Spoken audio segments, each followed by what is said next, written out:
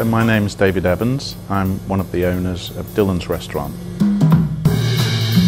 The business set up in 2012. We have 3 sites. We specialise in local North Walian seafood, but offer a whole host of other stuff as well.